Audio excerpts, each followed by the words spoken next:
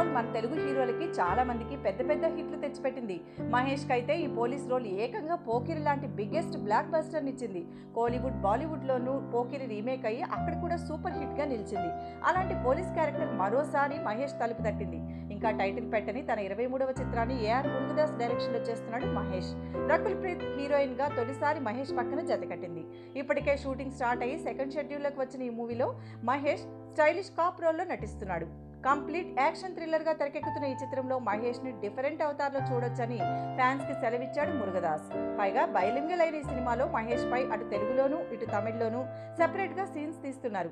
Tamil perfect గా వచ్చిన మహేష్ బాబు తమిళ version కి డబ్బింగ్ తానే స్వయంగా చెప్పుకోనున్నాడు. వచ్చే నెల ఆస్ట్రేలియాలో 2 సాంగ్స్ పిక్చరైజ్ చేస్తున్నట్లు తెలుస్తోంది. ఈ మూవీకి హారిస్ జయరాజ్ మ్యూజిక్ ని అందిస్తున్నాడు.